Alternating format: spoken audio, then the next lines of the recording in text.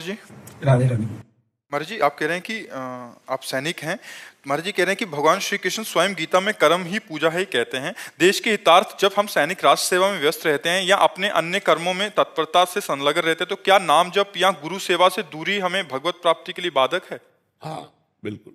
देखो, कर्म योग और कर्म केवल, इसमें अंतर है। कर्म केवल जन्म मरण प्राप्त कराएगा।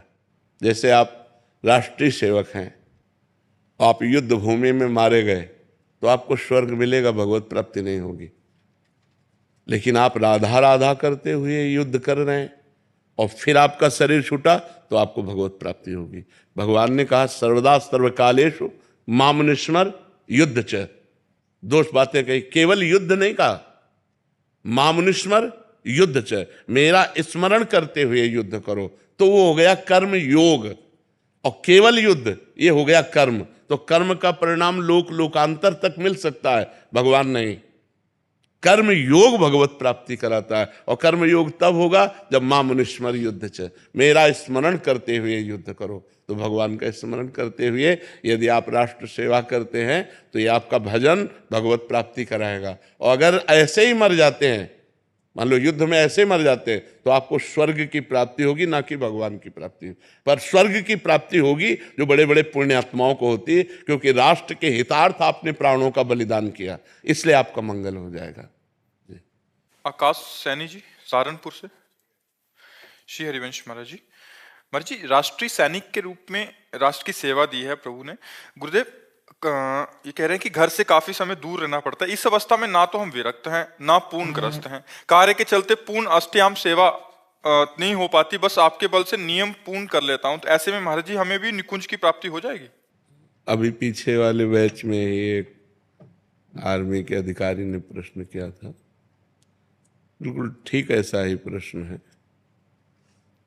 देखो, भगवान की प्राप्ति भगवान के स्मरण से होती है, किसी कर्म से नहीं होती। इसलिए भगवान ने दो बातें कही अर्जुन जी को, मामुनिस्मर युद्ध च। अर्जुन, तुम मेरा स्मरण करते हुए युद्ध रूपी पूजा करो। तो जैसे आप राष्ट्र सेवा में हो और आप भगवान का स्मरण नहीं करते हो, आप युद्ध में मारे जाते हो, तो आपको स्वर्ग मिलेगा। कुछ समय तक पुण्य भोग भोगोगे, फिर मृत्यु लोक में जन्म होगा। यदि आप राधा राधा जपते हो और युद्ध भूमि में भगवान का स्मरण करते हुए शरीर छूटता है, तो आपको सीधे भगवान की प्राप्ति होगी। ये राष्ट्र सेवा बहुत बड़ा कर्म है, छोटा मोटा कर्म नहीं है।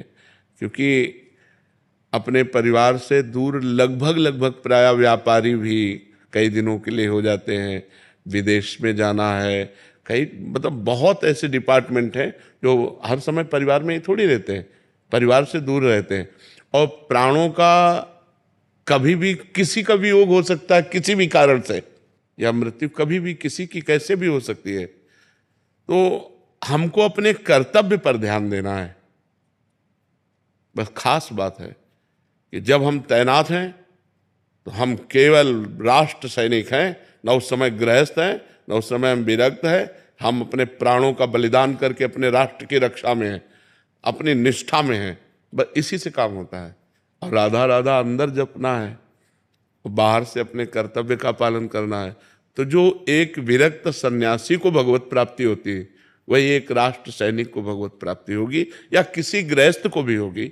यदि वो गृहस्थी में रहते हुए अपने कर्तव्य का पालन करता है और भगवान नाम जप करता है, तो उसे वैसे ही भगवान की प्राप्ति होगी।